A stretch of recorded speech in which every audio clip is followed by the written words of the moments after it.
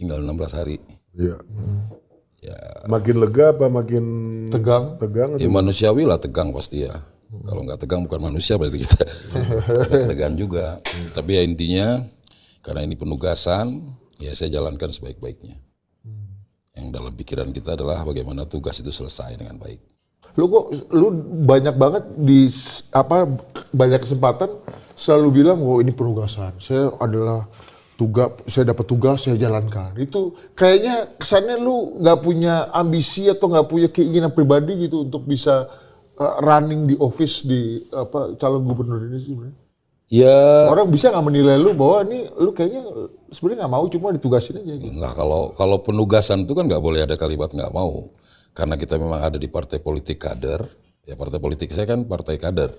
Ya Gerakan Indonesia Raya itu adalah partai kader di mana kita dibina bertahun-tahun dan melalui sebuah proses, artinya nggak ujuk-ujuk gitu. Saya memulai dari sebagai kader biasa, kemudian sebagai caleg, kemudian terpilih sebagai anggota DPRD, kemudian jadi pengurus, kemudian berkarir sebagai ketua DPC tingkat kota, terus kemudian jadi dapat penugasan sebagai sekretaris dan selanjutnya dapat penugasan sebagai ketua DPRD, lalu ketua DPD Dewan Pimpinan Daerah dan sekarang jadi penugasan sebagai calon gubernur. Bang, karena Bang Andre kan sudah lama ya jadi kader Gerindra, sudah melewati berbagai macam tahapan gitu. Ketika Pak Prabowo udah tercapai jadi presiden nih gimana perasaannya Bang? Iya. Maksudnya kan itu kan kayaknya kader Gerindra itu kan bangun tidur itu pikiran pertamanya tuh biasanya kan. Achievement utamanya itu tuh ya kan. Kapan nih Bapak nih jadi presiden nih gitu. Iya, target kita kan target Partai Gerindra lah ya. Target Partai Gerindra itu ya sejak didirikan Pak Prabowo adalah sebagai alat perjuangan untuk mendapatkan mandat dari rakyat, dan Pak Prabowo kan menempuh jalan konstitusi melalui pemilu, dan dalam perjalanannya Pak Prabowo 4 kali ikut kontestasi, mulai dari calon wakil presiden di zaman dengan Bu Mega belum berhasil, 4 kali sampai 4 kali hari ya, ini. dan wakil sampai dengan 2024 dan alhamdulillah tercapai. Dan ya sebagai kader tentu kita menganggap itu yang paling paripurna gitu kan, paling Udah tercapai ya, lah. udah tercapai lah ya kan. Jadi pikiran kita setelah itu tercapai ya syukur alhamdulillah sampai tahap itu. Dan kemudian bahwa untuk memimpin Republik Indonesia Pak Prabowo juga harus dapat supporting dari kepala-kepala daerah. Ya itu fakta yang hari ini kader Gerindra hadapi. Bukan hanya saya sendiri yang merupakan calon yang ditugaskan untuk maju sebagai calon kepala daerah. Ada Lampung, ada Bali yang kader ya. Ada Lampung, ada Bali, ada Maluku. Banyak juga. Nah itu ada yang mengatakan bahwa karena fokusnya selama ini gimana caranya Pak Prabowo jadi presiden, dirinya aja dia nggak pikirin gitu, Bang. Ada tuduhan kayak gitu, Bang. Gimana, Abang? Ya, fokusnya ya, fokus kita memang. Makanya kan tagline kita waktu itu adalah di 2019 itu adalah Gerindra menang, Prabowo presiden. Di 2024 tagline kita berubah, Prabowo presiden, Gerindra menang. Jadi Pak Prabowo presiden ya Gerindra menang gitu. Walaupun secara jumlah kursi di legislatif kita mengalami di beberapa daerah termasuk Banten mengalami penurunan, tapi dari sisi pencapaian sesuai dengan apa yang kita targetkan Pak Prabowo menang sebagai presiden. Jadi ya kalau orang bilang bahwa sampai melupakan diri sendiri ya mungkin bukan melupakan sendiri, fokusnya saja. Fokusnya lebih kepada Pak Prabowo menang di Pilpres 2024. Ya. Maka seluruh saksi, seluruh infrastruktur pemenangan itu udah kita siapin sejak tahun 2019 untuk pemilu 2024. Tuh. Termasuk dalam menyusun caleg gitu kan, yang kita prioritaskan adalah bagaimana caleg-caleg ini bisa membawa suara buat Pak Prabowo, bukan hanya buat diri sendiri. Tuh. Ya, lu tadi sempat bilang gini Bang, kepala-kepala daerah ini harus inline juga dengan pemerintah pusat. Makanya Pak Prabowo juga butuh kaki-kaki yang kuat sebenarnya di daerah ini kan. Betul. Nah belakangan ini lagi ramai Bang perdebatan. Orang yang mengkritisi Pak Prabowo yang dianggap Pak Prabowo kayaknya kurang elok, kurang pantas gitu sebagai Presiden Republik Indonesia memberikan dukungan terbuka kepada kandidat-kandidat gubernur. Menurut Bang Andra yang kadernya Pak Prabowo yang Iya. memang dapat teken tugas Ya surat partai sebenarnya gimana? kan sebenarnya ini kan permasalahannya adalah Pak Prabowo mendukung kader yang dia rekomendasi. Ya jadi masalah kepada orang-orang yang ya mungkin merasa efek Pak Prabowo ini kan luar biasa pastinya ya dengan tingkat kepercayaan publik yang tinggi. Tapi kita harus ngakui juga bahwa saya ini bisa nyalon karena ada rekomendasi beliau sebagai ketua umum partai Dan kader Gerindra. Iya, karena kader Gerindra dan bukan hanya kader Gerindra, partai-partai lain juga ada yang diusung oleh Gerindra yang bukan kader partai Gerindra dan saya pikir pengusungan dengan tanda tangan beliau itu adalah bukti bahwa beliau memang mendukung gitu. Oh itu lebih konkret Lebih ya. konkret karena Ada tanda tangannya Iya, ya, tanda bukan tangannya. hanya omongan ya. Iya, kayak saya contohnya, Iya, ya kan mendapatkan rekomendasi berupa surat keputusan gitu kan, yang ditandatangani oleh Ketua Umum Partai Gerindra yang hari ini adalah Pak Prabowo. Jadi ya kalau Ketua Umum yang merekomendasikan, ya itu fakta kan.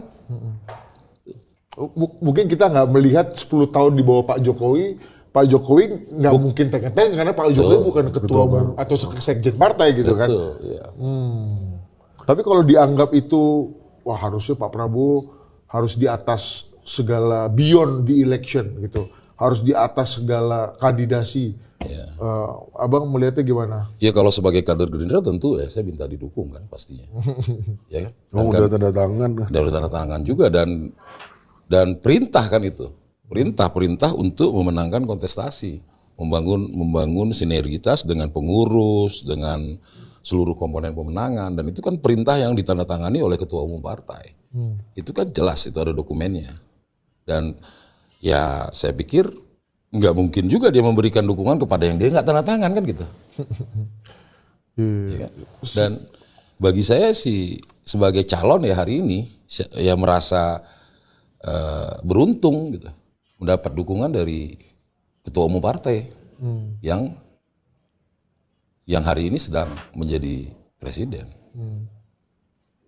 Iya ya, toh kalau Pak Prabowo bukan presiden, Ya, tetap memberikan dukungan. tetap memberi dukungan ya. Benar. Karena meskipun diucapkan atau tidak diucapkan, Dia udah tanda tangan beliau tekennya kan. ini Iya. kan bentuk dukungan secara Iya, resmi ya Bang. iya. Ya? Dan itu bisa dikapitalisasi itu ya. kan aturan undang-undang juga. Iya, iya. Ya bahwa yang memberikan dukungan itu tanda tangannya harus ketua umum atau sekjen atau sebutan lain. Iya. Ya kalau di kami kan ketua umum. Itu lebih statusnya lebih tinggi daripada omongan tuh ya. Betul. Orang dia udah tanda tangan kan. Gitu. Ya, dan waktu dia tanda tangan kan sudah presiden terpilih. Iya. Oh iya Bang ya, waktu itu udah elected ya. Sudah elected. Iya benar. Iya. Iya. Nah, ini kayak Mas Saidiman Ahmad nih, gue bacain tweetnya ya, boleh ya. Ini Mas Saidiman ini ramai sekali tweetnya. Presiden yang sedang menjabat secara terang-terangan berkampanye untuk salah satu pasangan calon gubernur. Ini praktek yang sangat buruk. Pemerintah selevel kepala desa aja kita kecam kalau ikut berkampanye begini. Mata rantai kenoraan kapankah berakhir? Nah itu ada komentar-komentar dari masyarakat sipil lah, dari netizen seperti ini. Ya, dianggap harusnya- pertanyaannya gimana dengan ketua umum partai lain yang kebetulan sedang menjabat, baik di daerah yang jadi gubernur hari ini mendukung keluarganya, contohnya, ya kan? Ya mereka juga kan pejabat. Kenapa mereka dibolehkan? Dan kemudian juga undang-undang pemilu ya, undang-undang pemilu tahun 2017, undang-undang nomor 7 kalau saya nggak salah, juga membolehkan kan gitu. Asal tidak memakai fasilitas negara, bahkan harus melepas PIN-nya kan gitu. Oke. Ya, terjemahannya saya pikir ya kalau dari sisi pantas nggak pantas, ya saya pikir itu debatable ya. Menurut pandangan saya, subjektif pandangan saya karena ya siapa yang nggak pengen didukung oleh ketua umumnya? Rugi dong saya. Iya. Rugi dong saya. Ya kalau seandainya ketua umum saya nggak boleh menunjukkan dukungannya kepada saya gitu loh. Padahal dokumen resminya mengatakan bahwa beliau adalah mengusung saya. Ketua umum Anda yang kebetulan Presiden Republik Indonesia. Ya kan kita nggak boleh menyalahkan keadaan juga. Pak Prabowo itu fakta bahwa dia adalah presiden. Ya bagi seorang calon tentu ya kita senang sekali kan gitu. Tapi kalau sikap mengkritisi kayak gini gimana menurut Abang? Ya itu biasa, kita negara demokrasi biasa. Abang nggak ngerasa substansi kritiknya menurut Abang kurang tepat berarti? Saya nggak mau komentari ya, itu haknya untuk yang mengkritisi. Dan kita kan punya penyelenggara, ya silakan penyelenggara yang menerjemahkan. Iya. Tapi repot juga sih maksudnya. Ya terutama untuk kasus Bang Andra Soni ya. Maksud gua ya kan udah bersama Pak Prabowo sebelum jadi presiden. Tiba-tiba pas Pak Prabowo jadi presiden nggak boleh menyatakan dukungan ke Bang Ason kan aneh juga. Mungkin orang-orang pada merefernya kepada Pak Jokowi 10 tahun. Iya. Meskipun kita tahu Pak Jokowi punya favor mendukung salah satu calon, tapi kan nggak pernah secara terbuka dia katakan gitu kan. Nah ini kan hal baru Bang. Iya. Meskipun lagi-lagi Pak Jokowi nggak pernah teken-teken karena Pak Jokowi bukan ketua umum atau sekjen partai kan Bang. Betul. Gitu. Ini yang mungkin orang juga agak luput gitu melihatnya. Ya kayak saya kan Pak Prabowo dukung, Pak Sekjen saya dukung, Pak Sekjen saya sekarang ketua MPR, Pak Prabowo presiden. Bukan berarti mereka yang tanda MPR tangan ini gitu ya. kan? Iya, tanda tangan presiden sama ketua MPR ya Bang. Iya ketua MPR. Rekom abang nih ya. Iya. Iya ya. Iya. Itu bisa ini syarat tanda tangan amandemen konstitusi dan pelantikan presiden juga nih Bang. Presiden sama ketua MPR. Iya tapi itu problem nggak sih menurut Abang apabila presiden yang ketua partai diharapkan tidak boleh menyatakan dukungannya ini? Ya selama belum ada undang-undang yang state-nya seperti itu ya saya pikir subjektif lagi bagi saya. Subjektif lagi saya pikir ya saya minta dukungan pasti ke ketua umum partai. Dan saya menganggap ini penugasan karena yang tanda tangan ketua umum partai. Ya secara personal kan ya sebagai kader biasa, ya saya nggak deket-deket amat sama Pak Prabowo gitu kan. Bahwa kemudian menjadi sebagai kandidat gubernur di salah satu provinsi strategis di Pulau Jawa, ya tentu Pak Prabowo punya perhatian. Karena kan kepentingannya luar biasa terhadap keberhasilan pemerintahan ke depan. Buat seorang Andra Soni, Prabowo efek itu seberapa krusial dan seberapa penting Bang? Bagi saya sebenarnya dipanggil Pak Prabowo aja udah luar biasa, apalagi diberikan dukungan. Ya karena kami kader, ya kami membersamai beliau gitu. Bagaimana melihat perjuangan beliau. Ya kalau ikut pemilu kalah, ikut lagi kalah, dan beliau menunjukkan ke kita bahwa ya begini cara untuk memimpin. Ya kita ikuti konstitusi. Ya kita kalah ya kita bertarung lagi di kontestasi berikut. Dan kita mengikuti proses bagaimana mempersiapkan kader, kemudian melatih kader. Bahkan Pak Prabowo itu melatih kader itu udah puluhan tahun. Dan memang menurut saya ya itulah yang membuat kami kader-kader Partai Gerindra saat diberikan penugasan nggak pernah nolak. Iya. Ya kan tegak lurus dan kita jalankan sebaik-baiknya. Ya, kemarin habis ketemu Pak Prabowo katanya. Iya. Udah melewati dukung-mendukungan kayak beberapa calon gubernur yang rame ini belum? Ya sebenarnya ketemu Pak Prabowo itu kan sering dalam kapasitas sebagai kader. Tapi kan ini agak berbeda memang. Pertemuannya ya agak khusus dan kemudian dipanggilnya sendirian gitu. Dipanggilnya sendirian ya. Saat mendengar kabar itu ya 3 hari nggak bisa tidur juga Mas. 3 hari pegang handphone terus, biasanya kita silent, hari ini kita ringing, takut kelewat kan gitu. Ya, tiap 15 menit bangun kita lihat nggak ada gitu. Tapi itu saking apa ya, kalau ya mungkin teman-teman kader Gerindra bisa ngerasain lah dalam posisi saya gitu. Ya deg-degan lah. Ya deg-degannya tuh lebih deg-degan ketemu beliau gitu daripada deg-degan jalanin kampanye.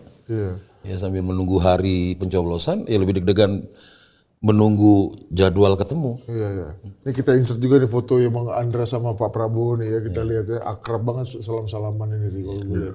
Gimana apa pembicaraan kemarin? Iya. Gimana proses ketemu dan akhirnya cerita pertemuannya coba?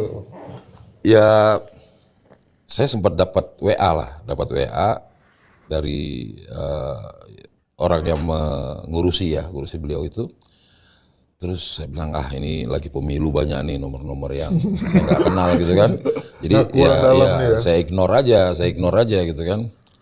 Tapi, beliau ini orang dalam nih yang WhatsApp ini. Iya yang WhatsApp, saya penasaran juga bener nggak nih, saya konfirmasi ke senior saya, ya itu benar nomornya, kamu telepon balik aja. Saya telepon balik, nggak diangkat gitu kan. Makin deg-degan. Lalu ya selama beberapa hari ya saya pegang handphone terus. Ya kan, saya handphone getar dikit saya lihat ternyata relawan. Lagi getar lagi ternyata relawan gitu kan. Wah, alhamdulillah akhirnya ketemu. Ya kan? Nah proses ketemunya juga ya sambil nunggu itu saya sampai lupa ke kamar kecil. Ya nahan-nahan lah ya, nahan ke kamar kecil karena khawatir nggak jadi ketemu gitu kan. Khawatir nggak jadi ketemu dan Sampai ke toilet aja nggak berani. nggak berani, takut kelewat, takut kelewat. Kan kita tahu ya sibuk sekali pasti. Ya dan alhamdulillah terima kasih kepada beliau ya yang telah menyempatkan diri gitu untuk memberikan motivasi kepada kadernya dalam rangka kontestasi Pilgub. Ya ada beberapa hal yang disampaikan, tapi sebenarnya hal-hal yang selalu disampaikan di dalam kegiatan-kegiatan Partai Gerindra selama ini. Tapi ini agak spesial kan, audiensnya cuma saya, ya kan. Dan kalau dulu saya paling dekat dengan Pak Prabowo itu satu meja. Kalau kali ini kan bersalaman langsung tanpa rebutan sama yang lain kan gitu. Dan itu bagi saya luar biasa gitu. Artinya ya sebagai kader yang memang mengidolakan beliau dan ya menyimak apa yang beliau selalu sampaikan, ya ketemu secara fisik langsung itu berkah ya lah bagi saya.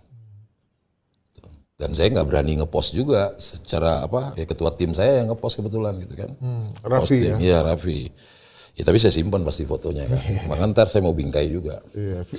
Videonya ada nggak videonya? Ada. Ada. Paten.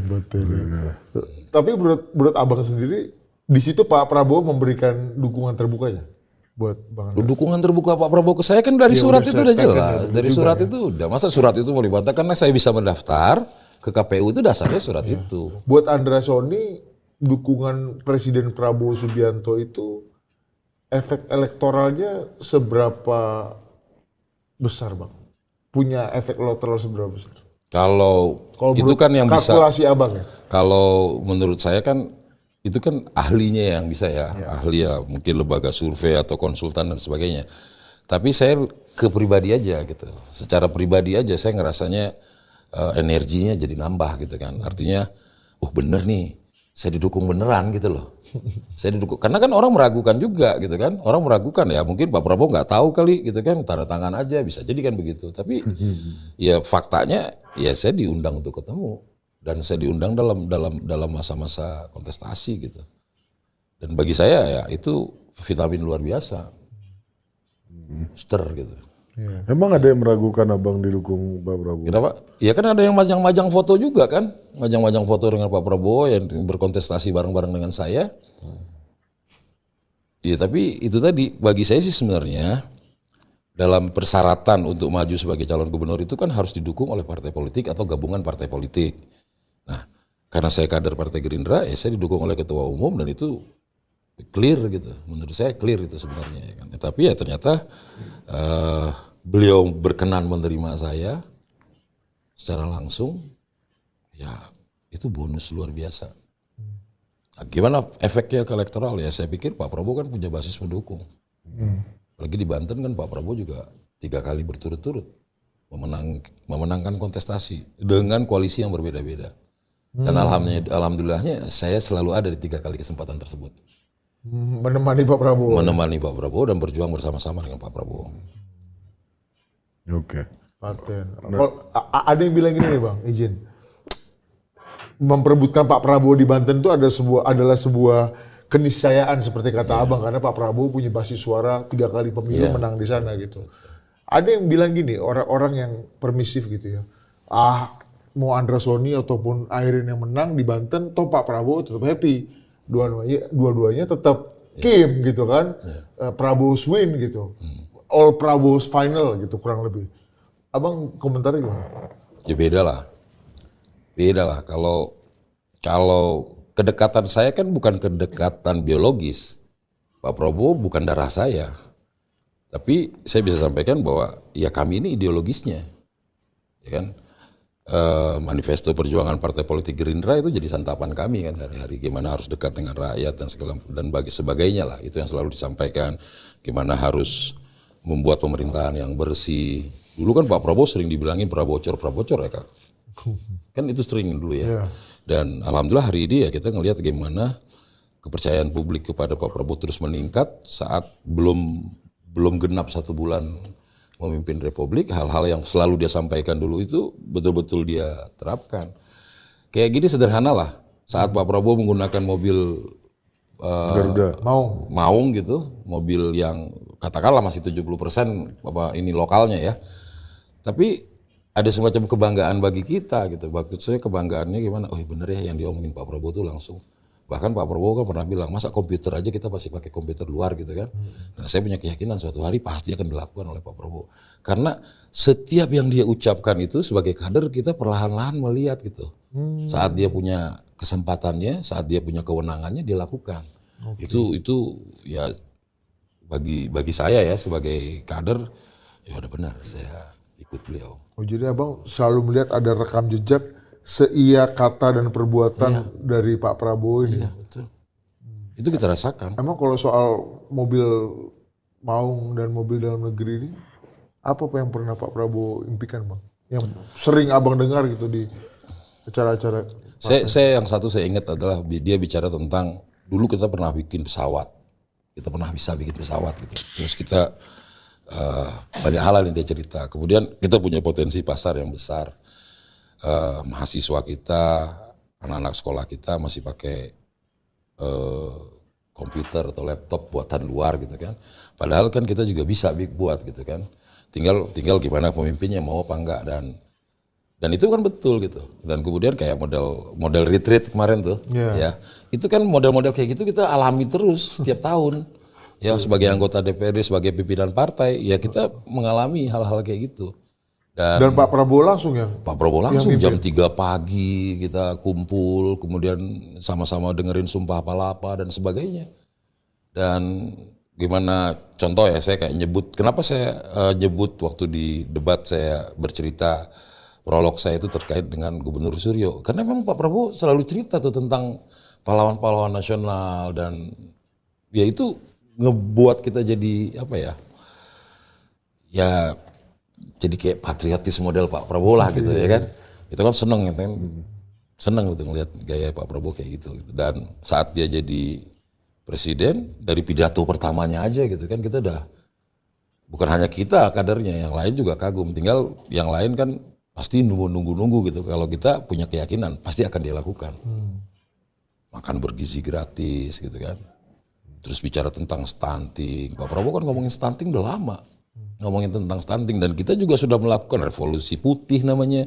Revolusi putih itu ya kita selalu bagi-bagi susu dan sebagainya kepada masyarakat. Itu kan bentuk kepedulian Pak Prabowo terhadap perbaikan gizi. Bahkan Pak Prabowo tuh juga mengembangbiakan kambing untuk susunya di Hambalang dulu. Bahkan kami dulu awal-awal pelatihan itu di bekas kandang kambing beliau.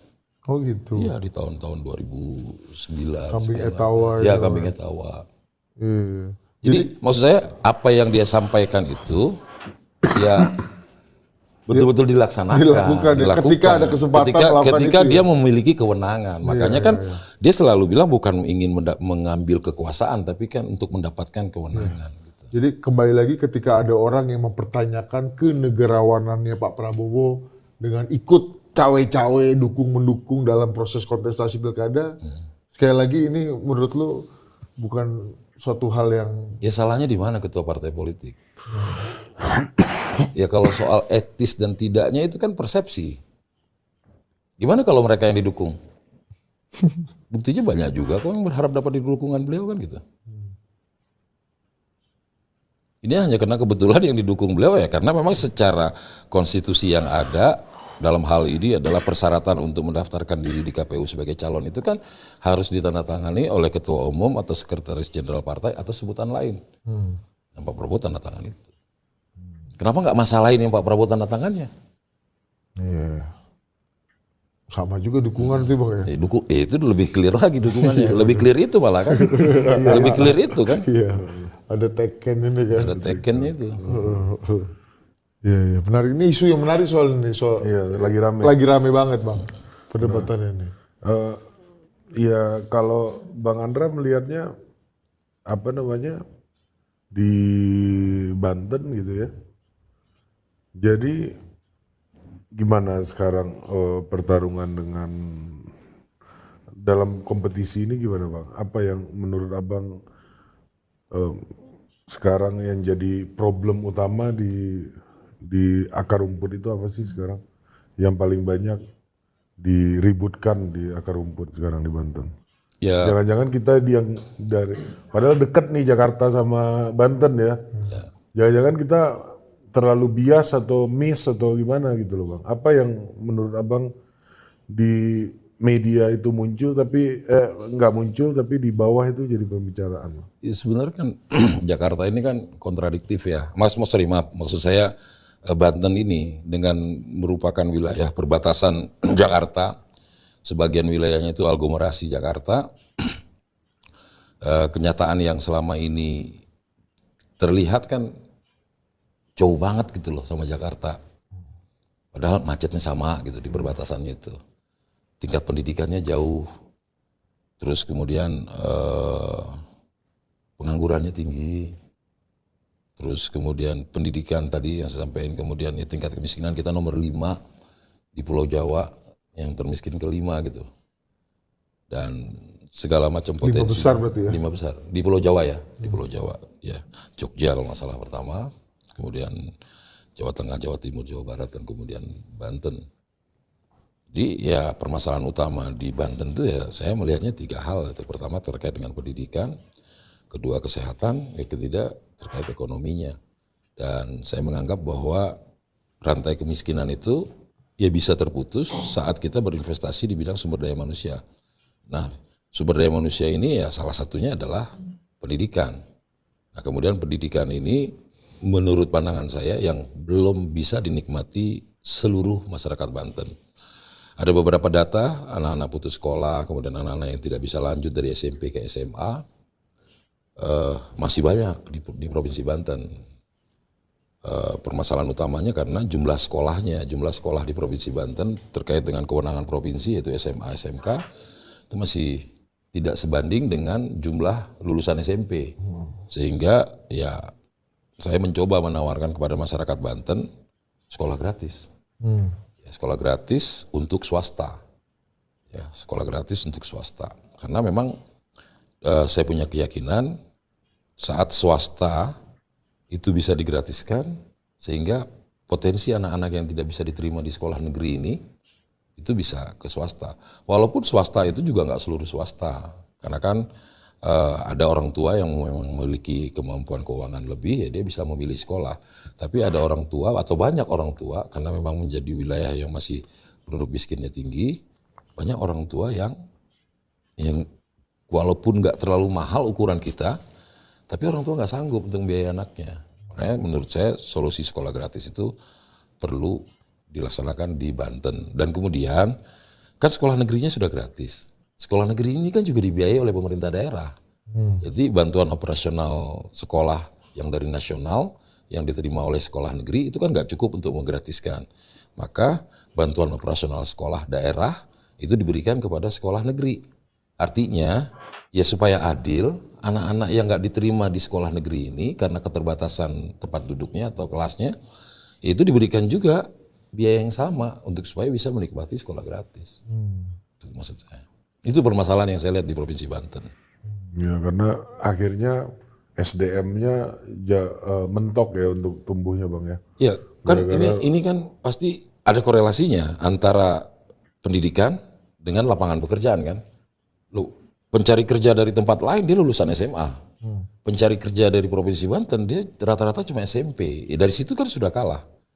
Nah makanya keberpihakan kita kepada kelompok miskin salah satunya dengan selain memberikan bantuan sosial untuk supaya mereka tidak kelaparan, ya supaya mereka bisa bertahan hidup, ya tapi tentu juga harus bagaimana memutus rantai kemiskinan itu dengan salah satu caranya adalah memberikan kesempatan untuk dapatkan pendidikan. Nah Bang, salah satu isu yang krusial di Provinsi Banten itu dan heboh di mana-mana adalah korupsi Bang. Oke. Jangan bahwa ada gubernur yang pernah ketangkep korupsi, ada bupati yang pernah ketangkep korupsi, Ada suami bupati, ada suami wali kota yang pernah ketangkep korupsi, ya kan? Jadi kita merasa ini zona merah untuk integritas pejabat publik gitu. Nah, Abang melihatnya apa yang bisa dilakukan oleh Provinsi Banten ke depannya untuk eh, pemerataan pemberantasan korupsi ini di Banten sehingga apa yang Abang cita-citakan dan juga pemerataan pembangunan Banten ya saya berkali-kali tuh dengar tuh waktu debat kandidat kemarin kan masalah pemerataan Abang berdua sama lawan Abang sih kayaknya sama-sama setuju gitu kan soal pemerataan isunya sama lah gitu. Tapi dalam penyelenggaraan pemberantasan korupsi ini kan salah satu KPI kita ya yang bisa untuk mempercepat pemerataan itu gimana menurut Abang? Ya, saya pikir sih semua kandidat ya, saya kan cuma 2 kandidat ya, itu punya pemahaman yang sama sebenarnya bahwa korupsi itu akan menghambat pembangunan. Perbedaannya hanya karena mungkin saya ngomong aja, saya nyampein. Sebenarnya saya nyampein itu adalah sebenarnya memberi gambaran kepada seluruh masyarakat bahwa nggak bakal pernah berhasil kita kalau masih ada korupsi. Dan itu semakin yakin saya saat di dalam salah satu pidatonya Pak Prabowo itu menyampaikan bahwa tidak akan ada pernah pemerintahan yang berhasil kalau pemerintahannya tidak bersih. Dan bagi saya menyampaikan tidak korupsi itu, ya saya nggak nyindir siapa-siapa. Dan saya juga nggak ngelihat ke belakang gitu loh. Saya cuma memastikan bahwa punya keyakinan gitu bahwa ya kalau mau berhasil salah satunya adalah ya tidak korupsi, pemerintahan yang tidak korupsi. Dan saat Pak Prabowo bilang bahwa ikan itu busuknya mulai dari kepala, ya saya juga pernah mendengar beberapa pemimpin, para kiai, ulama juga menyampaikan, ya segala sesuatu itu dimulai dari kepalanya. Dan optimisme kita sekarang adalah presiden kita udah nyampein state itu. Ya kalau presiden kan yang tertinggi menyampaikan state seperti itu, artinya apa yang saya sampaikan berarti kan dapat dukungan juga dari Pak Presiden gitu. Sama Inline gitu loh, bahwa kemudian ya saya yakin semua kepala daerah pastilah tujuannya pengen bagaimana mengabdi kepada masyarakat. Ya, semua kepala daerah, calon kepala daerah pasti tujuannya bisa bermanfaat bagi wilayahnya. Nah, konteks dengan konteks korupsi mungkin karena saya nggak punya beban apa-apa ya saya sampaikan karena saya punya keyakinan bahwa korupsi ini ya bagaimana pemimpinnya. Dan di wilayah manapun, di tempat manapun gitu, tidak akan pernah berhasil pemerintahannya kalau masih ada korupsi. Nah, terus gimana ininya? Apanya? Juklak dan Iya, juknisnya. untuk Aturan kan enggak ada sebenarnya. Ya kan? Ada KPK, ada polisi, ada jaksa, ada pengawasan internal dan sebagainya. Dari dulu juga ada gitu kan. Makanya saya sampaikan, Apa saya yang bikin abang berbeda? gitu sayanya, dibanding dulu? saya punya keyakinan, saya tidak akan korupsi. Saya punya keyakinan, saya mengajak semua orang kan sederhana ya. Hari ini hari ini masyarakat itu juga kadang-kadang melakukan nyogok masuk sekolah, ya kan? Tapi kan mereka terpaksa karena kepengen anaknya sekolah gratis, ya kan? Sehingga ya masih banyak kasus terjadi orang tua harus nyogok, dimintain uang untuk sekolah di negeri, kemudian di dunia kerja juga gitu. Padahal pabrik banyak di Provinsi Banten. Saat mau masuk kerja ya ada praktek-praktek pungli dan itu kan korupsi. Dan saya menyampaikan ke masyarakat ya praktek-praktek gini nggak boleh dan yang bisa menyelesaikannya salah satu adalah kepala daerah. Tuh. Jadi kalau ditanya apa kiatnya, ya kiatnya pertama yaitu saya dulu gitu. Memberikan contoh teladan tadi bang ya? Iya, saya teriak tidak korupsi. Ini kan menakuti diri saya sendiri nantinya. Dan itu kan perlu digaungkan gitu. Perlu digaungkan siapapun pemenangnya. Self warning ke diri lu aja ya. Karena kalau nanti lu ada apa-apa orang akan putar lagi nih. Karena kalau orang udah nggak Kelihatan takut abang. mengambil yang bukan punyanya, kalau udah nggak takut kan ngeri kita. Bang, tapi kan gini bang, Pak Prabowo juga pernah bilang sebenarnya orang juga pada dasarnya baik. Tapi kadang-kadang sistem dan godaan di tengah jalan yang bisa bikin dia akhirnya melengos juga gitu. Betul. Nah, sistem pencegahan apa bang yang membuat bahwa niat yang baik ini bisa dijaga terus nih sampai ujung bahwa lu akan terkontrol dengan niat yang baik dengan sistem yang juga baik gitu bang. Ada nggak inovasi baru yang abang pikirin atau sebenarnya udah ada semua? Ya sudah ada semua. Kalau kan aturan di Banten sama aturan di Jakarta sama. Aturan di Banten dengan aturan di Papua sama. ya kan? Terkait dengan pelaksanaan pemerintahan. Tapi Aman. kan leadership yang proaktif kan harus ada strateginya untuk hal ini gitu Bang. Ya kalau kita lihat sekarang contoh, saya waktu jadi anggota DPR itu beberapa kali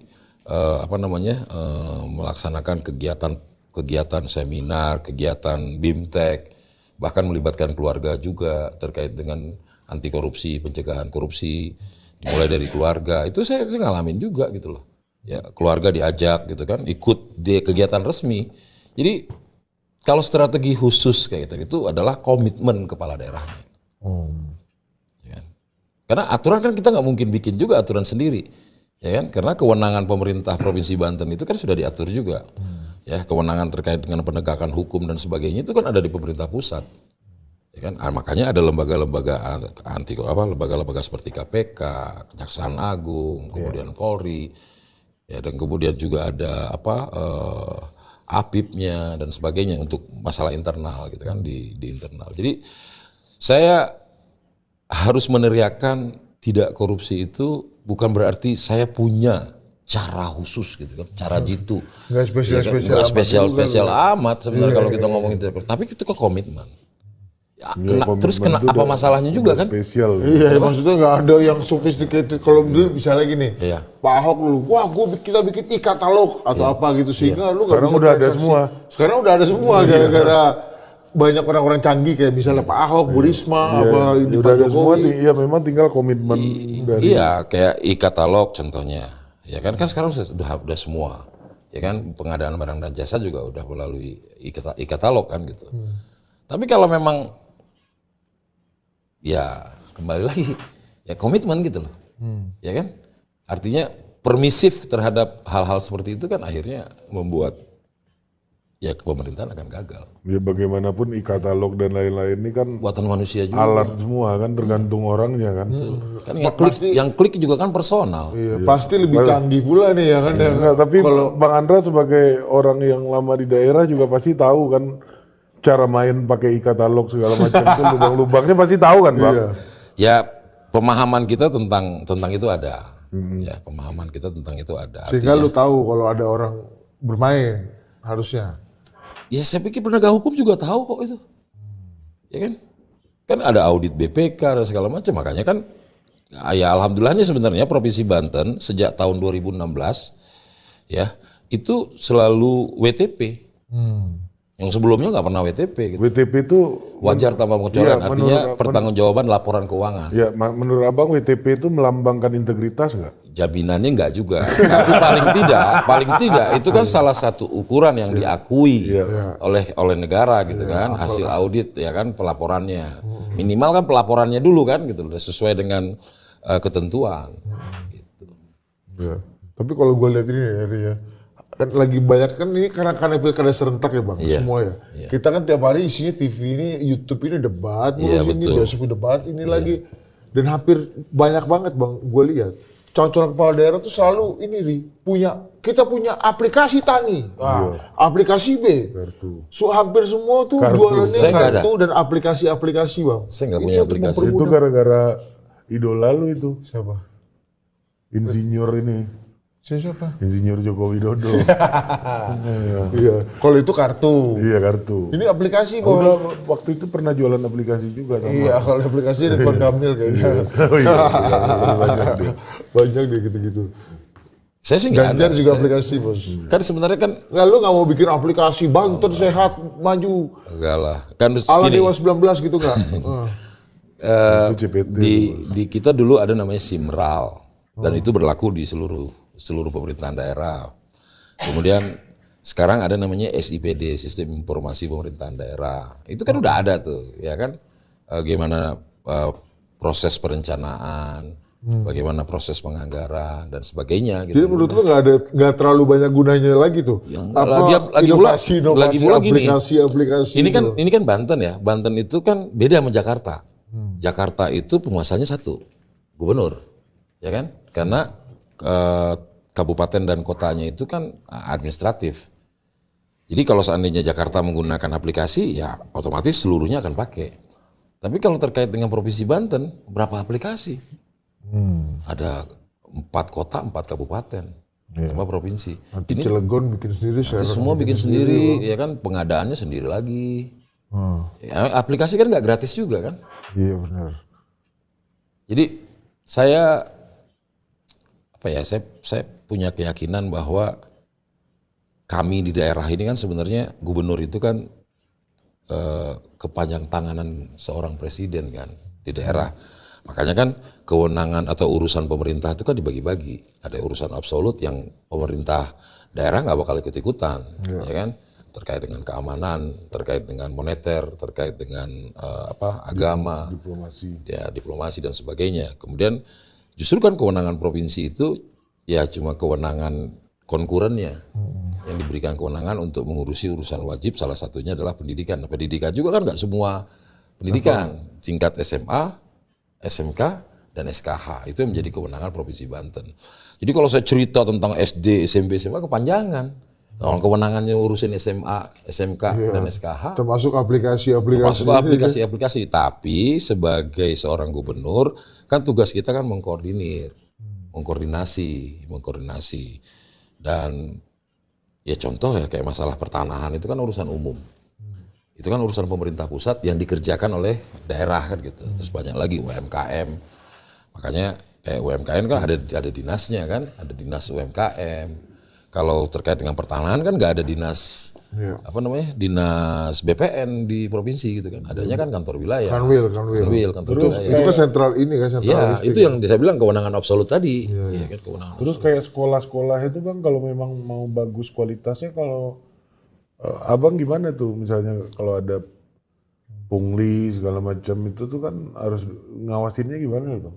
Ya keterlibatan masyarakat penting, keterlibatan media penting, keterlibatan dari swastanya juga penting. Itu penting semua keterlibatan ini. Artinya aturan kan sudah ada sebenarnya, kan tinggal prakteknya.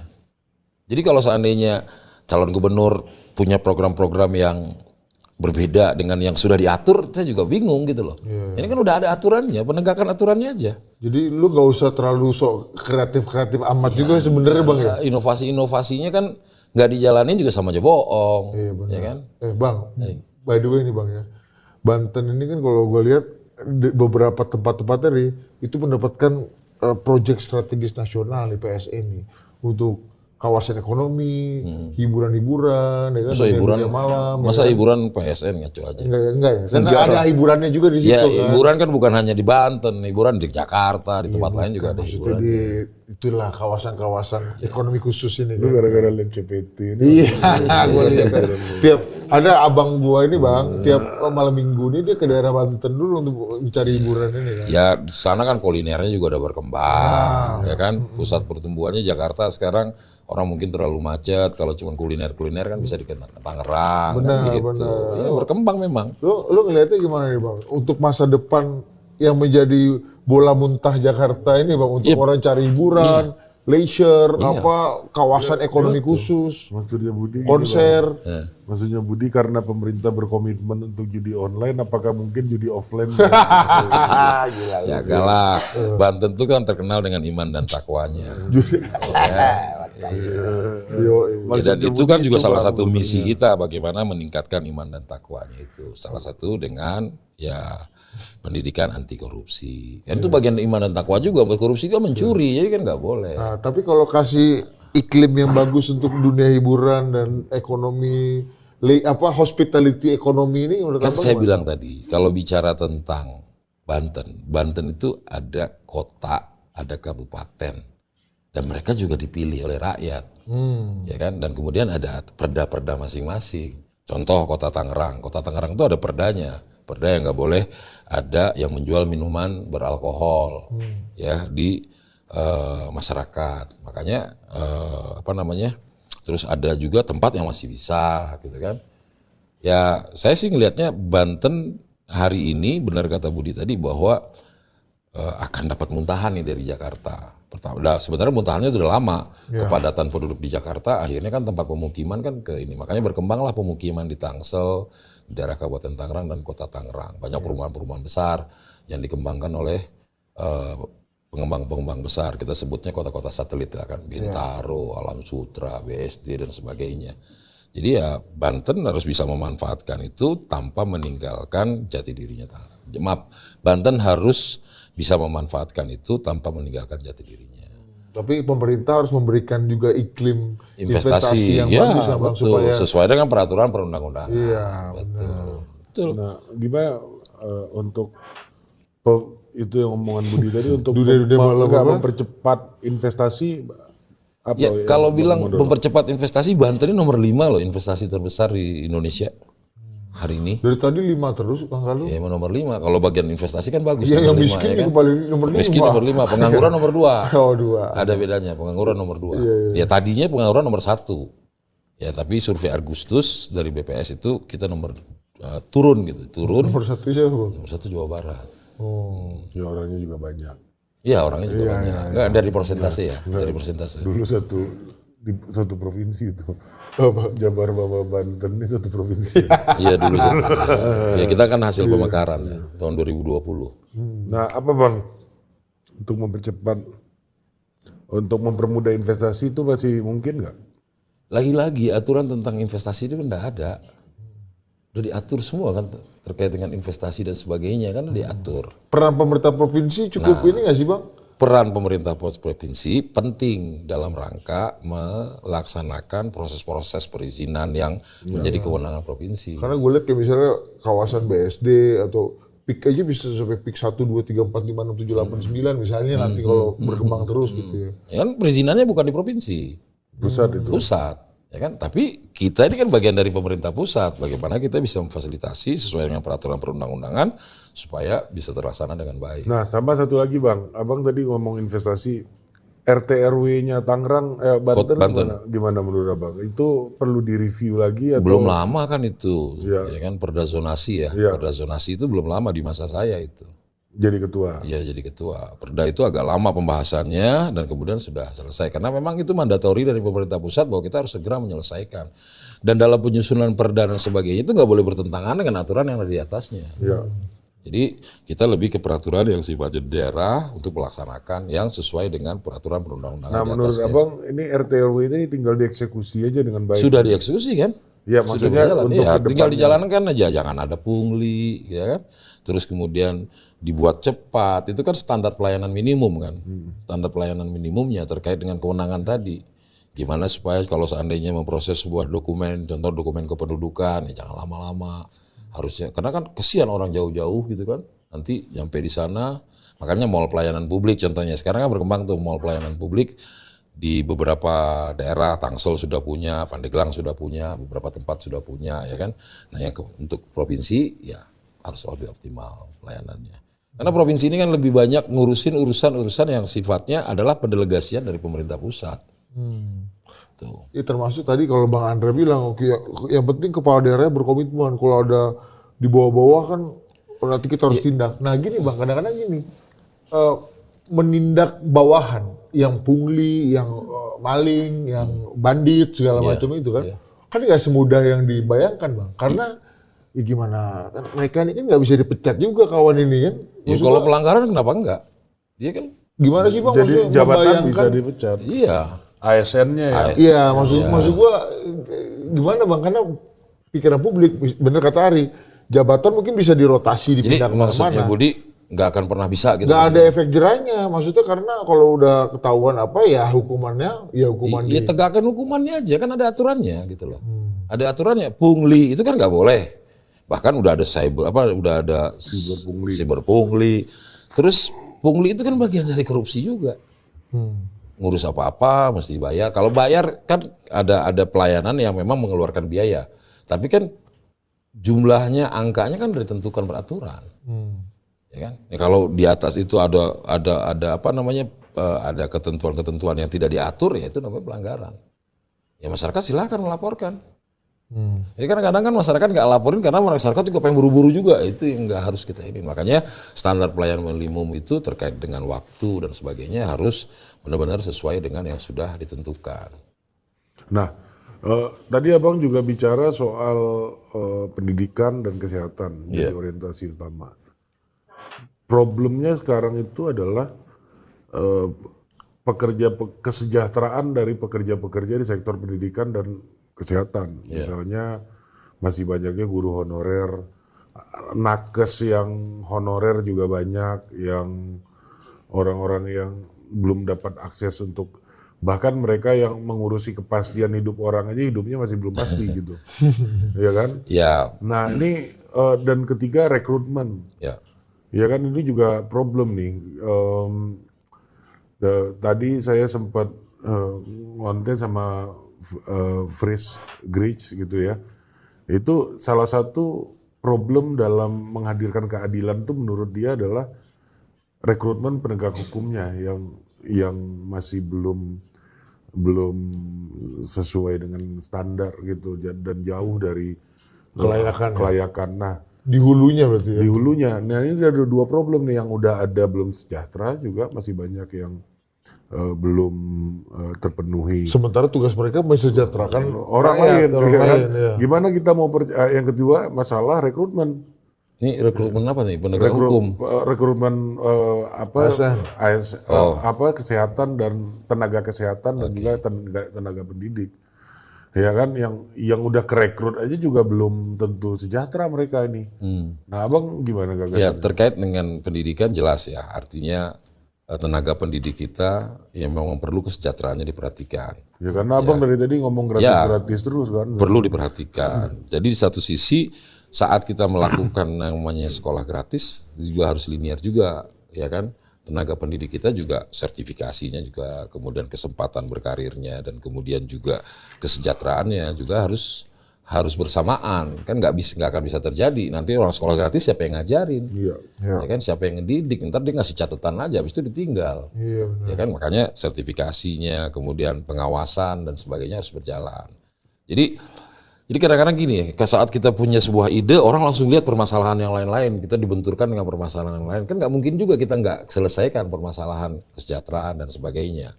Dan tentu yang menjadi kewenangan pemerintah daerah ya harus lebih cepat. Gitu. Iya. Ya contoh kayak model rekrutmen ASN kan nggak serta-merta kita bisa rekrut. Karena harus ada koordinasi dengan pemerintah pusat. Tapi yang pasti, yang hari ini telah mengabdi kan banyak tuh. Ya, yang udah puluhan tahun. Yang mengabdi, makanya saya kayak contoh orang udah puluhan tahun terus mengabdi, kemudian nanti dia dihadapkan dengan ujian lagi, dia kan kalah sama yang baru dan sebagainya. Dia udah lama nggak latihan. Dia udah lama nggak latihan dan gitu dia nggak, waktu itu dia bukan orang yang akrab dengan komputer, tiba-tiba dia harus pakai CAT ya, pakai komputer ya pasti. Problemnya yang baru-baru ini latihan tiap hari kan. Tiap hari. Kawan ini hari-hari ngadepin anak-anak. Makanya kan anak-anak saya pernah kecil bilang ini. tuh, saya selalu mengutip bahwa adil itu harus mulai dari pikiran.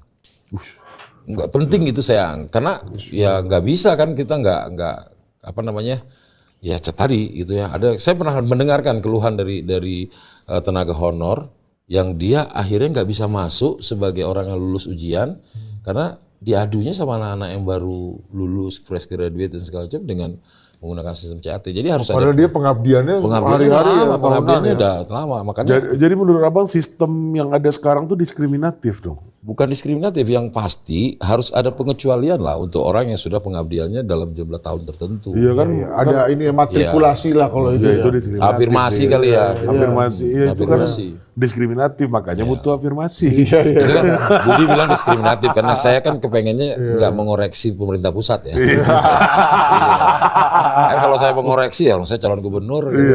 Jadi tapi kita. Tapi kan bisa Perwakilan pemerintah pusat. Tapi kan sebagai perwakilan pemerintah pusat, Ya ini yang saya masalah itu harus Ya, disampaikan. ini udah saya sampaikan melalui podcast ini kan saya sampaikan. Betul, Ini kan dan sudah jangan- menyampaikan. dan jangan sampai lu kalau nggak perlu diulang dengan kalimatnya Ari. Enggak, saya kan mempertegas, Bang. Dan Kan jangan lupa Dan siapa saya kan tahu Abang menganggap, nggak- saya kan tadi menyampaikan bahwa dengan sistem tes yang model begitu itu nggak adil. Itu udah jelas. makanya harusnya Kan ada adil. nilainya. Iya. belum tentu Abang berani ngomong sama Pak Prabowo kan. Gue yang nyampein. kan bisa. Pak, ini Pak. Beliau ada yang lain kita bisa sampaikan. Dan saya- Lu sama Pak Prabowo masih pakai strategi lama nggak? Teko Muni komunikasi. komunikasi. Teko Muni solusi. Ya. Bisa lah. Kan gubernur kan bisa berkonsultasi kepada presiden. Bisa dong. Gubernur boleh. Boleh. Boleh, gubernur boleh. Ya kan perpanjangan tangan Boleh, presiden. Bisa dekonsentrasi. telepon presiden. Gak punya nomornya. Gak punya. Tapi kan ada perangkatnya. Tapi Ya kan? MT kan ada ada. Menpan RB. MT kan ada nomor MT kan. Seskap maksudnya. Iya. Iya, Ada tapi kan nggak berani juga kita. Tapi intinya Kadang-kadang MT ini lebih galak daripada RI1 nih kan. Iya. Banyak orang yang katanya di WhatsApp sama MT nggak percaya kalau di MT nih ya. sama saya Bawa juga. abang nih, lagi tipu-tipu dah kali ini. Saya pernah ngalamin. Oh gitu? Iya dan saya nggak jawab. Oh gitu Bang? Saya nggak jawab. Gitu. Mayor Teddy? Iya. Masa iya sih gitu loh kan. Saya siapa sih di WA sama Mayor Teddy gitu kan. Ya tapi penasaran juga setelah setengah jam kita aduh coba kita cek lah. Bener rupanya nomornya. Soalnya ada 2 orang mengaku sama saya, itu pernah takut kena prank juga Bang. Ya, Jadi didiamin waktu dulu. rame-rame ke Kertanegara itu baca calon menteri, ada teman saya, ya kan, yang pasangannya dipanggil. Iya. Terus dia tanya ke suaminya. Ya jadi ketahuan nih. Tapi nggak apa-apa lah. Ya kan, Mas aku dipanggil nih ke Kertanegara. Siapa yang WA ini Mayor Teddy katanya. Jangan datang kamu nanti ditipu malu kita katanya. Taunya beneran. Jadi saya ngalamin. Aku biasa gituin orang kok. Beneran jadi menteri kawan. Ya karena kan tadi saya kan nggak punya nomor beliau kan. Jadi saat dapat WA itu ya apa iya gitu kan. Ya dalam musim dunia tipu-tipu gini kan kita Iya, ini zaman lebih sekarang tingkat, ini kan. iya kan percaya boleh curiga jalan terus kan. Bener-bener. Iyalah. Ya prinsip saya gitu kan percaya boleh curiga jalan terus. Tapi itu gimana tadi tuh? Itu perlu dikoreksi tuh sistem pemerintah pusat tuh. Apanya? Ya perlu ditingkatkan agar lebih memberi afirmasi untuk yang lama. Ya, Ini bahasa terkait- positifnya ini. Ya terkait dengan tadi rekrutmen, terkait dengan rekrutmen ya. Karena diskriminatif. Ya. Karena Ini lebih kan tadi memberi kan afirmasi. konteks. Jangan mengkritik pemerintah pusat. Bukan konteks kalau loh memang gubernur ya nggak bisa mengkritik orang bagian kok. Iya. Dulu Jakarta Kenapa? banyak mengkritik. Ya saya nggak tahu kalau bicara tentang fungsinya gubernur kan udah diatur. Berarti salah dong gubernur Jakarta selama ini. Ya bisa saya katakan salah. Makanya nggak lanjut kan? Ya. Nggak menurut saya sih gitu. Artinya Undang-Undang 23 2014 tentang pemerintahan daerah kan memposisikan posisi gubernur, Iya. ya kan? Posisi gubernur gitu loh. Fungsi koordinasi. Ngomong gimana rasanya dikomandanin sama Raffi Ahmad ini jadi gimana rasanya dikomandanin sama Raffi Ahmad di Saudara nggak jadi ini ya. Iya. Ya permasalahan saya kan Kalau ganteng udah pasti ya, ya. kalau ganteng jelas lah. Iya. Ya. Masa saya mau bilang enggak gitu. Iya, kan? kan, Ya kan? makanya. Itu mah nggak usah dikonfirmasi juga semua orang tahu lah itu kan. Ya, Berarti salah yang mengkonfirmasi. Salah. Ya? iya. beliau. Kalau sampai ada orang bilang abang lebih ganteng, abang lebih charming itu ya. Olah Ya, itu. Itu harus tipu-tipu diperiksa kampung. juga keduanya kan. Industri pengolahan itu bang kan. Iya. Udah ada belum yang coba gitu? Saya Udah ada belum yang coba ngomong ya gitu? enggak lah, enggak ada. Kan saya calon gubernur. Ya, masa mereka ngomong sama gubernur saya dibilang lebih ganteng daripada Raffi. Saya diajak menghayal luar biasa itu kan. Tapi keberadaan Raffi ya dengan timnya dan sebagainya dan kemudian memang anak ini ya mengkoordinasinya bagus juga. Sehingga kegiatan-kegiatan saya menyapa masyarakat dan sebagainya itu ya terlihat dari hasil survei. Saya ini kan baru bulan Juni lah lebih pasnya kan. Dan alhamdulillah gitu loh. Terus dan keyakinan untuk bisa menangnya, keyakinan untuk menangnya semakin tinggi yang kita miliki. Raffi beneran kerja atau cuma nama aja bang? Kerja lah, bukan kata bukti. Kerja kok. Hebat juga yang ketua tim sukses dulu ini kan utusan khusus presiden ya. Tadinya kan enggak. Oh iya. Ya, tadi kita Udah nggak tahu. duluan jadi tim. Jadi dulu. Jadi tim sukses Sebenarnya waktu itu adalah pilihannya tangga. ada beberapa dan saya yang minta memang. Saya meminta gitu karena Kenapa lu minta Raffi bang? ya memang orang Banten yang saya lihat ya gitu ya. Setiap saya bikin kegiatan yang melibatkan Raffi Ahmad itu antusiasmenya luar biasa. Punya Punya modal magnet lah. sosial kawan Punya di magnet. bawah ya. Punya magnet tersendiri gitu dan memang dalam berkoordinasi pun enak gitu. Apalagi sekarang udah Cepat, nggak pernah nggak balas WA, itu bener. apalagi sekarang udah dokter ini kan. Hancur lagi kamu nih. Dokter tapi nggak bisa buka praktek. Iya. Dokter apa dokter? Udah terlalu teknis Ya kan lah. dokter HC itu kan banyak, kenapa Raffi aja yang dipermasalahkan? Nah, balik lagi ke urusan substantif di kesehatan tadi gimana? Nah, terkait dengan kesehatan sebenarnya gini, BPJS kita semakin hari kan semakin baik. Itu harus kita akui juga. Enggak yang rekrutmen tadi, rekrutmen. Banten itu kalau lihat rasio penduduknya harusnya kan punya 1 dokter per 1.000 penduduk. Sekarang kan belum terpenuhi, ya kan? Ya makanya pendidikan tadi, ya kan suatu hari kita kan banyak dokter, kalau anaknya lulus SMA gimana kita mau ngomongin sekolah dokter, anaknya SMA yang nggak lulus kan gitu. Nah kondisi hari ini rekrutmen terkait dengan tenaga kesehatan itu kan diberikan prioritas, ya kan? Pengangkatan P3K terkait dengan tenaga kesehatan itu kan diberikan prioritas. Ya nanti kita percepat. Harus percepat karena itu layanan dasar. Kalau nggak mau misalnya ke ujung kulon gitu gimana Bang? Kenapa? Ya kan tentu harus ada insentif khusus kan. Ya makanya kan sekolahin dulu nih anaknya. Nanti kalau ada yang jadi dokter, kampungnya di ujung kulon, masa dia nggak mau di ujung kulon? Dan kemudian kan kita bisa Dia juga kamu balik kampung. Iya, dia juga balik kampung gitu, karena bukan dokter. Karena gue nggak dibutuhkan. Di kampung yang spek lu banyak. Saya segini, kayak tenaga surplus. guru, tenaga kesehatan itu kan harus diprioritaskan. Dan selama daerah mampu gitu kan, itu kita bisa percepat P3K. Itu harus dipercepat Bang. Harus dipercepat. Program itu khusus abang prioritaskan tuh ya? Iya, harus mempercepat pengangkatan P3K. P3K. Iya. Dan itu lagi-lagi koordinasinya harus baik dengan pemerintah pusat. Iya kan abang kan tinggal telepon aja kan. Insya Allah. Kanda, ya kan. Komandan. Kasih dulu komandan gitu kan. Ya, kalau informasinya cepat kepada pemerintah pusat bahwa ini kami butuhkan dan ini diperlukan segera, ya saya yakin lah. Karena kan keberhasilan pemerintah pusat itu agregatnya kan dari daerah. Iya. Iya betul juga. Agregatnya dari daerah. Dan kepala daerah yang punya privilege direct call langsung ke pemerintah pusat ini yang mahal nih Bang ya. Iya, makanya kalau gubernur itu serba kekurangan daerahnya nggak mungkin menjadi oposisi pemerintah pusat. Karena Ya, kalau ada demanding.